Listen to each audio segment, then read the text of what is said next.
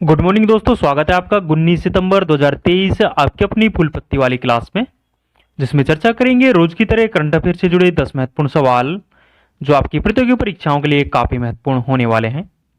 दोस्तों, यदि आपने हमारे पिछले करंट अफेयर के वीडियोज नहीं देखे हैं तो वो भी आप जरूर से देखें, जिसका लिंक इस वीडियो के नीचे कमेंट सेक्शन में मिल जाएगा। वीडियो के लास्ट में जो कल के 10 क्वेश्चन हैं हम उनका भी रिविजन करने वाले हैं, इसलिए आप वीडियो को लास्ट तक जरूर देखें। वीडियो काफी इंपॉर्टेंट होने वाला है। दोस्तों, यदि आप चैनल पे नए हैं तो प्लीज चैनल को सब्सक्राइब करें। यदि आपको वीडियो पसंद आता है तो प्लीज वीडियो को लाइक भी करें और इस वीडियो को ज्यादा से ज्यादा अपने दोस्तों के साथ में शेयर करें।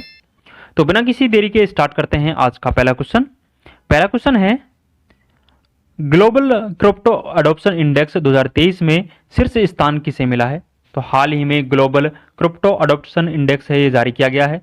इसमें शीर्ष स्थान है जो भारत को मिला है, सेकंड स्थान है जो नाइजीरिया का है और थर्ड स्थान है जो वियतनाम का है। वियतनाम का इसमें थर्ड स्थान है। ये इंडेक्स है जो किस देश में क्रिप्टो या आभासी मुद्रा है, इसको कितना अडॉप्ट किया गया है, इस आधार पर जारी किया जाता है। यदि ग्लोबल क्रिप्टो अडॉप्शन इंडेक्स के बारे में बात करें तो इसमें टोटल 154 देश शामिल है और इसे चेनालिसिस के द्वारा जारी किया जाता है। तो यह आपको ध्यान रखना है। कुछ ललंटो बातें और ध्यान रखेंगे। हाल ही में स्वच्छ वायु सर्वेक्षण रिपोर्ट 2023 प्रकाशित की गई है। ये रिपोर्ट है जो प्रदूषण नियंत्रक बोर्ड के द्वारा जारी की गई है। इसमें 10 लाख से अधिक आबादी वाले शहर के बारे में बात करें तो इंदौर है जो इसमें शीर्ष स्थान पर है, सेकंड स्थान पर आगरा है और थर्ड स्थान पर इसमें थाने हैं। और यदि 3 लाख से आबादी वाले शहर के बारे में बात करें तो वो अमरावती है जो महाराष्ट्र का शहर है। तो यह आपको ध्यान रखना है। वैश्विक शांति सूचकांक 2023 में भारत की रैंक है जो 126वीं है और खुशहाली सूचकांक में भी भारत की रैंक 126वीं है। ऊर्जा संक्रमण सूचकांक में भारत की रैंक है जो 67वीं है। ग्लोबल जेंडर गैप इंडेक्स में भारत की रैंक है जो 127वीं है और ग्लोबल जेंडर गैप इंडेक्स को विश्व आर्थिक मंच के द्वारा जारी किया जाता है। तो यह आपको ध्यान रखना है। कुछ और इंडेक्स के बारे में बात करें, जैसे लॉजिस्टिक परफॉर्मेंस इंडेक्स के बारे में बात करें तो इसमें भारत की रैंक है जो 38वीं है और लॉजिस्टिक परफॉर्मेंस इंडेक्स को वर्ल्ड बैंक के द्वारा जारी किया जाता है। हंगर इंडेक्स में भारत की रैंक है जो 107वीं है। वर्ल्ड प्रेस फ्रीडम इंडेक्स के बारे में बात करें तो वर्ल्ड प्रेस फ्रीडम इंडेक्स में भारत की रैंक है जो 161वीं है और वर्ल्ड प्रेस फ्रीडम इंडेक्स को रिपोर्टर्स विदाउट बॉर्डर के द्वारा जारी किया जाता है। और ग्लोबल फायर पावर इंडेक्स में भारत की रैंक के बारे में बात करें तो इसमें भारत की रैंक है जो चौथी है। तो ये सारे इंडेक्स आपको ध्यान रखने हैं। दोस्तों, आगे बढ़ने से पहले मैं आपको बता दूं, इन सभी 10 क्वेश्चंस की जो पीडीएफ है वो हमारे टेलीग्राम चैनल जीनेस टॉक पर मिल जाएगी, जिसका लिंक इस वीडियो के नीचे कमेंट सेक्शन में दिया हुआ है। यहां जाकर आप ये पीडीएफ डाउनलोड कर सकते हो। दोस्तों, यदि आपको वीडियो पसंद आ रहा है तो प्लीज वीडियो को लाइक करें और यदि आप चैनल पर नए हैं तो प्लीज चैनल को सब्सक्राइब भी करें और इस वीडियो को ज्यादा से ज्यादा अपने दोस्तों के साथ में शेयर करें। आगे बढ़ते हैं। नेक्स्ट क्वेश्चन है, हाल ही में यूनेस्को की विश्व धरोहर सूची में शामिल होने वाला 41वां भारतीय स्थल कौन सा है? तो हाल ही में यूनेस्को की विश्व धरोहर सूची में भारत के 2 शहरों को शामिल किया गया है। 2 स्थान है वो शामिल किए गए हैं, एक तो शांति निकेतन और एक होयसल मंदिर है, इनको शामिल किया गया है। तो हाल ही में 45वीं विश्व धरोहर समिति का आयोजन है जो सऊदी अरब के रियाद में होता है। इसी बैठक के दौरान भारत के जो 2 स्थल है इसे विश्व धरोहर स्थल में शामिल किया गया है, जिसमें 41वां तो है शांति निकेतन और 42वां है जो होयसल मंदिर है, कर्नाटका में है। इसे 42वां भारतीय स्थल है जो विश्व धरोहर स्थल में शामिल किया गया है। तो यह आपको ध्यान रखना है। यदि शांति निकेतन के बारे में बात करें तो शांति निकेतन की स्थापना 1901 में गुरु रविंद्रनाथ टैगोर के द्वारा की जाती है। इसकी स्थापना है जो पश्चिम बंगाल का जो वीरभूम जिला है इसमें इसकी स्थापना की जाती है और 1921 में इसका नाम बदलकर विश्व भारती विश्वविद्यालय कर दिया गया था। पश्चिम बंगाल में यूनेस्को स्थल है जो टोटल 3 है, सुंदरवन, दार्जिलिंग माउंटेन रेलवे और हाल ही में शांति निकेतन को बनाया गया है। और दुर्गा पूजा है ये पश्चिम बंगाल में ही है और दुर्गा पूजा को 40वीं नवीनतम अमूर्त विरासत स्थल है ये घोषित किया गया था। तो ये भी आपको ध्यान रखना है। और यदि 42वां विश्व धरोहर स्थल के बारे में बात करें तो वो होयसल मंदिर है, ये होयसल मंदिर है जो कर्नाटका में है। 39वां जो भारतीय विश्व धरोहर स्थल है वो रामप्पा मंदिर है, रामप्पा या काकतेश्वर मंदिर, ये है जो तेलंगाना में स्थित है। और 40वीं जो विश्व धरोहर स्थल है ये धोलावीरा है, धोलावीरा है ये गुजरात में स्थित है, गुजरात में स्थित है और इसे स्थानीय भाषा में कोटड़ा टिब्बा के नाम से जाना जाता है। भारत में टोटल पहले 40 थे, अब है जो 42 हो चुके हैं। तो अब ये संख्या है जो बढ़कर 42 हो चुकी है, जिसमें 34 सांस्कृतिक, 7 प्राकृतिक और 1 मिश्रित शामिल है।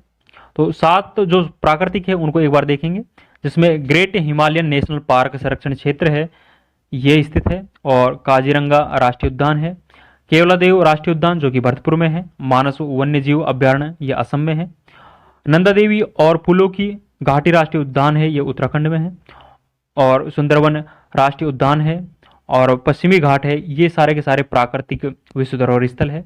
और एक मिश्रित है, ये कंचनजंगा राष्ट्रीय उद्यान है, और साल 2016 में इसे विश्व धरोहर स्थल बनाया जाता है। तो ये सारे इंपॉर्टेंट पॉइंट्स आपको ध्यान रखने हैं जो कि विश्व धरोहर स्थल के बारे में है। और हाल ही में भारत के ये जो 2 बनाए गए हैं, 41वां और 42वां, 41वां है जो शांति निकेतन, और 42वां जो होयसल मंदिर है, ये भी आपको ध्यान रखना है। और ये दोनों को दोनों जो 45वीं विश्व धरोहर समिति की बैठक हुई है, ये सऊदी अरब के रियाद में हुई है, तो इसी बैठक के दौरान ये बनाए गए हैं, तो ये आपको ध्यान रखना है। नेक्स्ट क्वेश्चन देखेंगे, प्रतिवर्ष विश्व बांस दिवस कब मनाया जाता है? तो प्रतिवर्ष विश्व बांस दिवस है, ये 18 सितंबर को सेलिब्रेट किया जाता है। बांस है, इसे ग्रीन गोल्ड के नाम से भी जाना जाता है, और यह सबसे तेजी से बढ़ने वाली घास है। और विश्व बांस संगठन के बारे में बात करें तो इसकी स्थापना है जो साल 2005 में होती है। इसका हेडक्वार्टर है जो एंटवर्प बेल्जियम में इसका हेडक्वार्टर है। कुछ महत्वपूर्ण दिवस और ध्यान रखेंगे, विश्व ओजोन दिवस है, ये 16 सितंबर को सेलिब्रेट किया जाता है। चारचूकोट महोत्सव है, ये मिजोरम में सेलिब्रेट किया जाता है। विश्व आर्द्र भूमि दिवस है जो कि आर्द्र भूमि के संरक्षण के लिए मनाया जाता है, ये प्रत्येक साल 2 फरवरी को सेलिब्रेट किया जाता है। मरुस्थलीकरण रोकथाम दिवस है, ये 17 जून को सेलिब्रेट किया जाता है। सुनामी दिवस है, ये 5 जून को मनाया जाता है। विश्व पर्यावरण दिवस है, ये 5 जून को मनाया जाता है, और सुनामी दिवस है, ये 5 नवंबर को मनाया जाता है। जो विश्व पर्यावरण दिवस इस वर्ष मनाया गया है, ये 5 जून को मनाया गया है, और इस वर्ष जो इसकी जो होस्ट कंट्री थी वो कोटे डी आइवर थी, और इस वर्ष जो इसकी थीम रही है वो सॉल्यूशन ऑफ प्लास्टिक पोल्यूशन है, जो इस वर्ष इसकी थीम रही है। जल दिवस है, ये 22 मार्च को सेलिब्रेट किया जाता है, और पृथ्वी दिवस 22 अप्रैल को सेलिब्रेट किया जाता है, और विश्व जैव विविधता दिवस है, ये 22 मई को सेलिब्रेट किया जाता है। तो ये सारे इंपॉर्टेंट दिवस आपको ध्यान रखने हैं। नेक्स्ट क्वेश्चन देखेंगे, हाल ही में भारत में होने वाली पहली मोटो जीपी रेस के शीर्ष प्रायोजन का अधिकार किसे मिला है? तो हाल ही में भारत में होने वाली मोटो जीपी रेस के शीर्ष प्रायोजन का अधिकार है, ये इंडियन ऑयल को मिला है। इस मोटो जीपी रेस का आयोजन है जो ग्रेटर नोएडा का जो बुद्ध सर्किट है, इसमें 22 से 24 सितंबर के मध्य में इसका आयोजन होने वाला है। टोटल इसमें 42 टीमों के 84 राइडर है जो भाग लेने वाले हैं, तो ये भी आपको ध्यान रखना है। इस मोटो जीपी रेस का भारत में पहली बार आयोजन हो रहा है, इसलिए काफी इंपॉर्टेंट है, और इसका जो स्पॉन्सर बना है ये इंडियन ऑयल बना है, तो ये भी आपको ध्यान रखना है। कुछ ललन टॉप बातें और ध्यान रखेंगे, 19वां एशियन गेम्स का टाइटल स्पॉन्सर है ये अमूल बना है। आईसीसी क्रिकेट वर्ल्ड कप 2023 का जो ब्रांड एम्बेसडर है ये शाहरुख खान को बनाया गया है आईसीसी के द्वारा, और आईसीसी के द्वारा जो क्रिकेट वर्ल्ड कप 2023 का शुभंकर है ये क्रिप्टोवर्स को बनाया गया है। इस आईसीसी क्रिकेट वर्ल्ड कप का आयोजन है जो भारत में होने वाला है, टोटल इसमें 10 टीम भाग लेने वाली है, और भारतीय टीम का जो कप्तान है जो इसमें रोहित शर्मा है। भारत की नवीनतम महारत्न कंपनी है वो ऑयल इंडिया लिमिटेड है, जो कि भारत की 13वीं महारत्न कंपनी है, और 12वीं महारत्न कंपनी के बारे में बात करें तो वो आरईसी है, आरईसी है, तो ये भी आपको ध्यान रखना है। ग्लोबल बायोफ्यूल अलायंस है, ये भारत में होता है। सस्टेनेबल एविएशन फ्यूल से उड़ान भरने वाली भारत की पहली एयरलाइंस है वो विस्तारा एयरलाइंस है, तो ये पॉइंट्स भी आपको ध्यान रखना है। नेक्स्ट है, हाल ही में वित्तीय समावेशन सेवाओं को बढ़ाने के लिए आईबी साथी पहल किसने लॉन्च की है? तो ये आईबी साथी पहल है, ये इंडियन बैंक के द्वारा लॉन्च की गई है। इस पहल का जो प्रमुख उद्देश्य है जो बैंक की कतार में खड़े अंतिम व्यक्ति को बैंकिंग सेवाओं से जोड़ना, इस योजना का प्रमुख उद्देश्य है।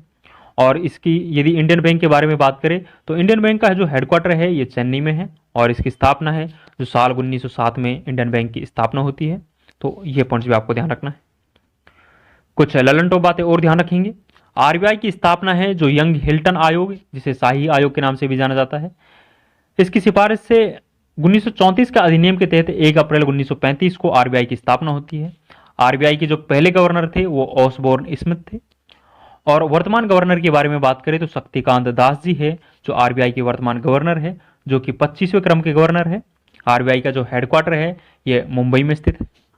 देश का पहला ट्रांजिट कार्ड है ये एसबीआई के द्वारा लॉन्च किया गया है। 24/7 वीडियो बैंकिंग सर्विस प्रदान करने वाला पहला बैंक है जो एयू स्मॉल बैंक है, तो ये आपको ध्यान रखना है। भारत का पहला इको फ्रेंडली डेबिट कार्ड है जो एयरटेल के द्वारा लॉन्च किया गया है। नेक्स्ट क्वेश्चन देखेंगे, हाल ही में contactless payment wearable ring OTG किसने लॉन्च की है?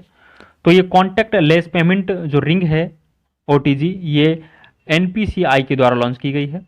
यदि एनपीसीआई के बारे में बात करें तो एनपीसीआई की स्थापना है जो 2007 के अधिनियम के तहत 2008 में इसकी स्थापना होती है और इसका जो हेडक्वार्टर है ये मुंबई में स्थित है। यदि इस रिंग के बारे में बात करें तो इस रिंग का निर्माण है जो जिरकोनियम सिरेनिक के द्वारा इसका निर्माण किया गया है, तो ये भी आपको ध्यान रखना है। कुछ ललंटो बातें और ध्यान रखेंगे। भारत का पहला यूपीआई एटीएम है ये हिटाची द्वारा लॉन्च किया गया है। यूपीआई की फुल फॉर्म के बारे में बात करें तो यूनिफाइड पेमेंट इंटरफेस इसकी फुल फॉर्म है। वृक्ष तने की वलय के आधार पर उम्र ज्ञात करना है यह डेंड्रोक्रोनोलॉजी कहलाता है। ओलंपिक में टोटल 5 रिंग है। ओलंपिक का जो लोगो है इसमें टोटल 5 रिंग है जो 6 महाद्वीपों को दर्शाती है, और जो उत्तरी अमेरिका और साउथ अमेरिका महाद्वीप है इन दोनों को एक ही रिंग में शामिल किया गया है। नेक्स्ट है, हाल ही में किस आईआईटी के शोधकर्ताओं ने चाय फैक्ट्री के कचरे को फार्मा उत्पादों में बदला है? तो आईआईटी गुवाहाटी के जो शोधकर्ता हैं इनके द्वारा चाय फैक्ट्री के जो कचरा है इसको फार्मा उत्पाद में बदला है, मतलब वेस्ट टू वेल्थ में इनके द्वारा बदला गया है। कुछ ललंटो बातें और ध्यान रखेंगे। प्रोजेक्ट काटरू है, इसे आईआईटी मद्रास के द्वारा लॉन्च किया गया है जो कि वायु प्रदूषण की जांच के लिए है। भारत के बाहर पहला आईआईटी परिसर है ये जंजीबार तंजानिया में खोला गया है जो कि आईआईटी मद्रास के द्वारा खोला गया है, और इसकी पहली महानिदेशक है ये प्रति अगलाम को बनाया गया है, तो ये आपको ध्यान रखना है। NIRF मतलब नेशनल इंस्टीट्यूट रैंकिंग फ्रेमवर्क 2023 में शीर्ष स्थान है जो आईआईटी मद्रास को मिला है। और परम कामरूप सुपर कंप्यूटर है ये आईआईटी गुवाहाटी में स्थापित किया गया है। और परम शक्ति कहाँ स्थापित किया गया है, तो इसका आंसर आप कमेंट सेक्शन में जरूर बताएं।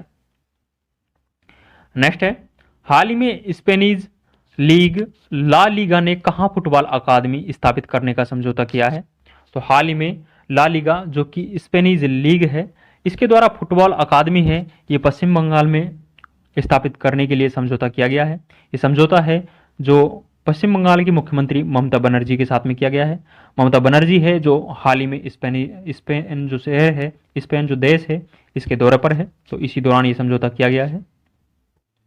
कुछ ललंटो बातें और ध्यान रखेंगे। डूरंड कप है जो फुटबॉल का टूर्नामेंट है और ये एशिया का सबसे पुराना फुटबॉल टूर्नामेंट है, और हाल ही में जो इसका विजेता रहा है ये मोहन बागान एसजी रहा है, और उपविजेता है जो ईस्ट बंगाल रहा है। संतोष ट्रॉफी का संबंध भी फुटबॉल से है, और हाल ही में इसका विजेता है जो कर्नाटका रहा है, और उपविजेता है जो इसमें मेघालय रहा है। हाल ही में नोवा फीफा महिला वर्ल्ड कप 2023 खेला गया है, और इसका आयोजन है जो ऑस्ट्रेलिया और न्यूजीलैंड के अंदर इसका आयोजन होता है। विजेता टीम इसकी स्पेन रहती है, और उपविजेता है जो इसमें इंग्लैंड रहा था। इंटर कॉन्टिनेंटल कप का संबंध भी फुटबॉल से है, और इसका विजेता है जो भारत रहा है। भारत ने लेबनान को हराकर इंटर कॉन्टिनेंटल कप जीता था। नेक्स्ट है, हाल ही में चर्चा में रही गिफ्ट डीड योजना का संबंध किससे है? तो हाल ही में गिफ्ट डीड योजना चर्चा में रही है, इसका संबंध है जो उत्तर प्रदेश राज्य से है। ये क्यों चर्चा में रही है और ये योजना है जो क्यों प्रारंभ की गई है? तो संपत्ति के बंटवारे या दान देने में जो पारिवारिक विवाद होता है उसको कम करने के लिए उत्तर प्रदेश सरकार के द्वारा गिफ्ट डीड योजना है जो प्रारंभ की गई है। कुछ ललंटो बातें और ध्यान रखेंगे। भारत की पहली पोर्ट टैक्सी है ये नोएडा उत्तर प्रदेश में संचालित की गई है। सरकारी वाहनों को इलेक्ट्रिक व्हीकल में परिवर्तित करने का जो टारगेट है 2030 तक उत्तर प्रदेश के द्वारा रखा गया है। एससीओ की पहली सांस्कृतिक राजधानी है ये वाराणसी को बनाया गया है। उत्तर प्रदेश में यूनिटी मॉल है जो 3 जिलों में खोले जाने की घोषणा है जो केंद्र सरकार के द्वारा की गई है, जिसमें लखनऊ, बनारस और आगरा में है ये यूनिटी मॉल खोले जाएंगे। और भारत का जो पहला यूनिटी मॉल है ये उज्जैन मध्य प्रदेश में खोला गया था, तो ये भी आपको ध्यान रखना है। नेक्स्ट है, हाल ही में किस राज्य सरकार ने सार्वजनिक परिवहन योजना लेकमी को मंजूरी दी है? तो हाल ही में लेकमी सार्वजनिक परिवहन योजना है, इसे ओडिशा सरकार के द्वारा मंजूरी प्रदान की गई है। लेकमी की फुल फॉर्म के बारे में बात करें तो location accessible multi modal initiative इसकी फुल फॉर्म है, और इस योजना का प्रमुख उद्देश्य है जो परिवहन को बेहतर करना, इस योजना का प्रमुख उद्देश्य है। इस योजना के अंतर्गत 1000 बसें हैं जो प्रारंभ की जाएगी, और ये योजना है जो 10 साल के लिए प्रारंभ की गई है। कुछ लल्लंटो बातें और ध्यान रखेंगे।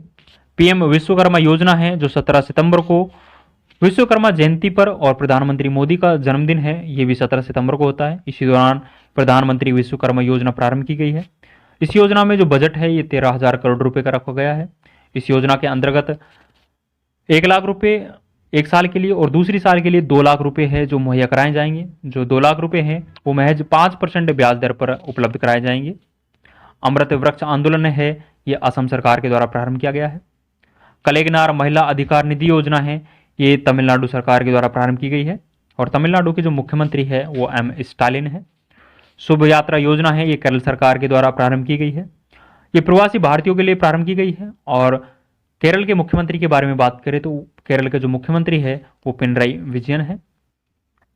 नेक्स्ट देखेंगे, ब्रिटेन ने आधारिक तौर पर जो रूस का वेगनार ग्रुप है इसको आतंकवादी संगठन घोषित किया है, तो ये भी आपको ध्यान रखना है। दोस्तों ये 10 इंपॉर्टेंट क्वेश्चन हमने आज के डिस्कस किए हैं। जो कल के 10 क्वेश्चन हैं उनका भी एक बार क्विक रिवीजन कर लेते हैं। जिसमें पहला क्वेश्चन है, हाल ही में टाइम मैगजीन की द वर्ल्ड बेस्ट कंपनीज 2023 की सूची में टॉप 100 में शामिल एकमात्र भारतीय कंपनी कौन सी है? तो एकमात्र भारतीय कंपनी है यह इंफोसिस है, और इसकी जो रैंक है वो 64 है। नेक्स्ट है, हाल ही में संयुक्त राष्ट्र अंतर्राष्ट्रीय व्यापार निधि आयोग के दक्षिण एशिया सम्मेलन की मेजबानी किसने की है? तो इसकी मेजबानी है जो नई दिल्ली में की गई है। नेक्स्ट क्वेश्चन है, एशिया कप 2023 की विजेता टीम कौन सी है? तो हाल ही में एशिया कप 2023 का आयोजन हुआ है, और इसकी विजेता टीम है जो भारत रही है। भारत के द्वारा 8वीं बार एशिया कप को जीता गया है। एशिया कप फाइनल में मैन ऑफ द मैच है जो मोहम्मद सिराज रहते हैं। मोहम्मद सिराज के द्वारा फाइनल मुकाबले में 6 विकेट हासिल किए गए थे। नेक्स्ट है, प्रतिवर्ष विश्व ओजोन दिवस है, ये कब मनाया जाता है? तो प्रतिवर्ष विश्व ओजोन दिवस है, ये 16 सितंबर को मनाया जाता है। नेक्स्ट क्वेश्चन है, हाल ही में प्रधानमंत्री नरेंद्र मोदी ने पारंपरिक शिल्पकारों और कामगारों को आर्थिक सहायता प्रदान करने के लिए कौन सी योजना प्रारंभ की है? तो हाल ही में प्रधानमंत्री नरेंद्र मोदी के द्वारा शिल्पकारों और कामगारों को आर्थिक सहायता प्रदान करने के लिए पीएम विश्वकर्मा योजना प्रारंभ की है। नेक्स्ट है, हाल ही में प्रवर्तन निदेशालय का अंतरिम निदेशक किसे नियुक्त किया गया है? तो हाल ही में संजय कुमार के स्थान पर ईडी का अंतरिम निदेशक है ये राहुल नवीन को नियुक्त किया गया है। नेक्स्ट क्वेश्चन है, हाल ही में भारत की कृषि सांख्यिकी के लिए कौन सा एकीकृत पोर्टल ऐप लॉन्च किया गया है? तो यूपीएजी पोर्टल है ये लॉन्च किया गया है। नेक्स्ट क्वेश्चन है, हाल ही में मुख्यमंत्री संपूर्ण पुष्टि योजना किसने प्रारंभ की है? तो ओडिशा सरकार के द्वारा मुख्यमंत्री संपूर्ण पुष्टि योजना है ये प्रारंभ की गई है। नेक्स्ट है, आदि शंकराचार्य की 108 फीट ऊंची प्रतिमा स्टेच्यू ऑफ वननेस का लोकार्पण कहाँ किया गया है? तो इसका लोकार्पण है जो मध्य प्रदेश का जो ओंकारेश्वर नामक स्थान है, ओंकारेश्वर नामक स्थान में जो मंदारा पर्वत है यहाँ पर इसका लोकार्पण किया गया है। अंतिम क्वेश्चन है, हाल ही में प्रधानमंत्री ने इंटरनेशनल कन्वेंशन और एक्सपो सेंटर यशोभूमि का उद्घाटन कहाँ किया है? तो यशोभूमि का उद्घाटन है जो नई दिल्ली में द्वारका में किया है। तो ये पॉइंट्स भी आपको ध्यान रखना है। दोस्तों 10 इंपॉर्टेंट क्वेश्चन हमने आज किए और 10 क्वेश्चन हमने कल के डिस्कस किए हैं जो कि आपकी परीक्षाओं की दृष्टि से काफी इंपॉर्टेंट है। आज के सभी 10 क्वेश्चन की जो पीडीएफ है ये हमारे टेलीग्राम चैनल जीने स्टॉक पर मिल जाएगी, जिसका लिंक इस वीडियो के नीचे कमेंट सेक्शन में दिया हुआ है। यहाँ जाकर आप ये पीडीएफ डाउनलोड कर सकते हो। यदि आपको वीडियो पसंद आया है तो प्लीज़ वीडियो को लाइक करें, और यदि आप चैनल पर नए हैं तो प्लीज़ चैनल को सब्सक्राइब भी करें, और इस वीडियो को ज़्यादा से ज़्यादा अपने दोस्तों के साथ में शेयर करें। और यदि आपको इस वीडियो से संबंधित कोई सुझाव देना है तो आप कमेंट्स बॉक्स में अपना सुझाव दे सकते हैं। आप सभी का सुझाव आमंत्रित है। और आप ये भी बताएं कि ये वीडियो आपको कैसा लगा है। तो आज के लिए बस इतना ही, मिलते हैं नेक्स्ट वीडियो में। थैंक यू, जय हिंद।